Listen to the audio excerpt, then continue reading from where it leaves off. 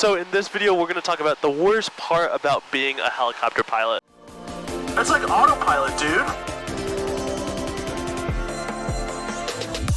How do you fly a helicopter? Well, I'm going to show you. So in my opinion, there's one thing that makes being a helicopter pilot kind of not great, but if we're being honest, it's all pretty great. Here, let me show you around. Like I said, it's a beautiful Saturday night. This is what I'm doing. It is not a bad life at all. You can see that sunset. It is just absolutely gorgeous. But the worst part, in my opinion, about being a helicopter pilot is having to move quite a bit. So the way I did flight school is I'm a civilian helicopter pilot. I did not go the military route. And as a civilian helicopter pilot, you're probably going to have to move a lot, especially at the start of your career.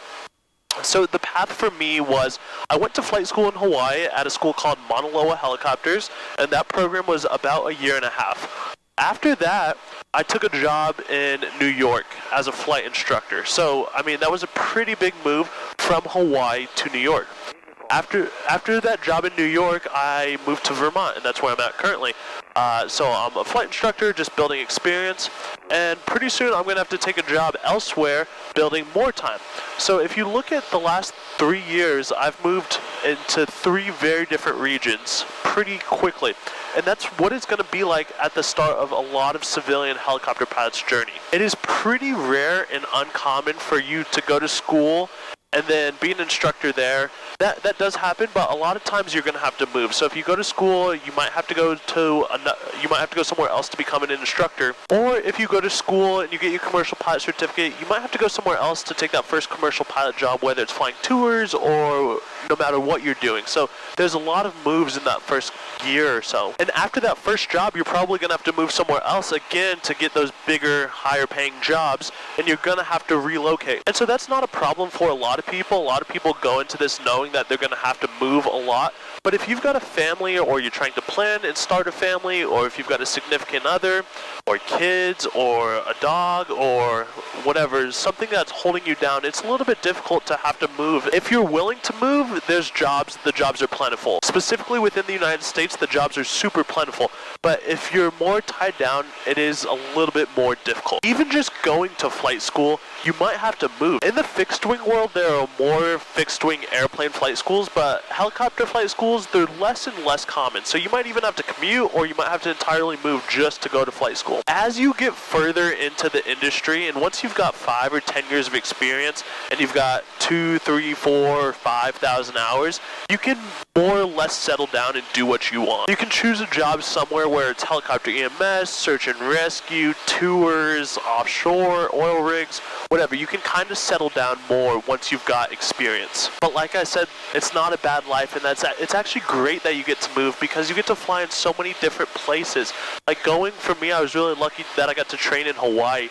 So flying in Hawaii and then moving to New York and getting to fly into New York City and Boston and now Vermont and flying in the Northeast and flying into Canada, I get a lot of different experience, which is really nice that I'm not stuck in the same place. So depending on how you look at it, there's pros and there's cons to it. My best piece of advice for you is, if you want to do this, you're going to have to commit. You really have to commit to what you're doing, and you got to want to enjoy it. It's going to be difficult for the first 5 years. There's no doubt about it. The jobs are going to make you move.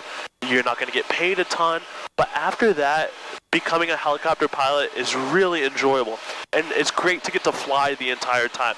Even no matter where you are, you're going to get to fly a helicopter, which is awesome. I think I was a bit naive when I was younger, because I didn't understand what the moving and what my life would look like for the next 5 to 10 years. But now that I'm here, I'm really not upset about it, and I'm happy that all the places I am and all the places I'll go. But there is a lot of moving, and you're not going to be settled in one place for a while. I would say that's my biggest con as a helicopter pilot, is just not being able to stick in one place for that long. Also, like I said, during the start of your career, the pay is not that high. But after you get experience, like I mentioned, it really becomes the best job in the world. And one thing that's really great, if you enjoy it, is helicopters are primarily based around rather large cities. It's not really that rural unless you're flying agriculture work. But there's a lot of helicopter stuff going on in the big cities, flying tours. That's where flight schools are located. So if you like cities, there's always going to be a really cool city job there for you. Also in really remote and pretty areas. So like Alaska, Hawaii, the Grand Canyon, New York City, all the really cool remote places and really beautiful spots, there's going to be a helicopter job there. So you can go and explore. Like those airline pilots that get to explore and do really cool stuff, helicopter pilots can get to go and find the most remote locations, see the most beautiful wildlife, the most beautiful landscape.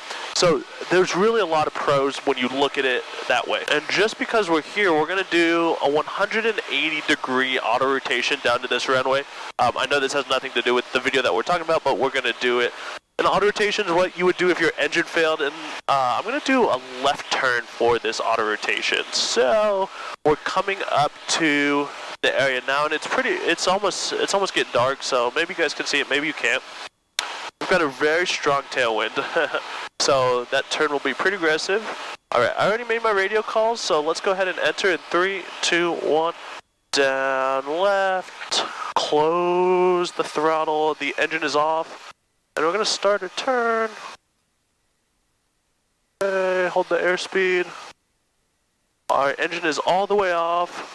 We've got a very strong wind, so I'm just going to hold it here. That wind is pushing us back. Just going to hold that airspeed. Okay, no traffic around us. We're safe. Good on final. Okay, holding that airspeed. Holding the airspeed. RPMs are stable. Collective is full down. Okay, engine's going to come back in 3, 2, 1, engine's back. Hold that airspeed. 3, 2, 1.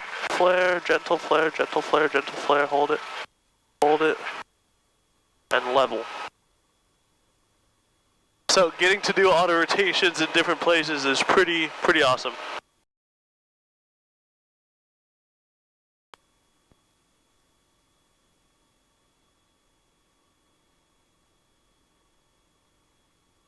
And just look at this view as we climb out here. Oh my goodness gracious.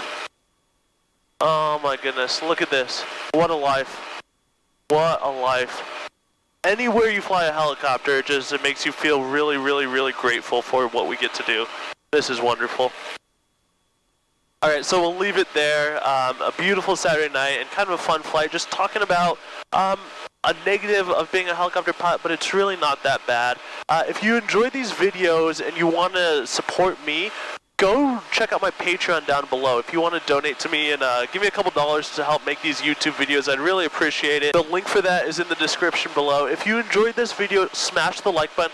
If you have any questions, leave them down in the comments below and I'll be happy to talk to you. And I will see you guys on the next one. Take care.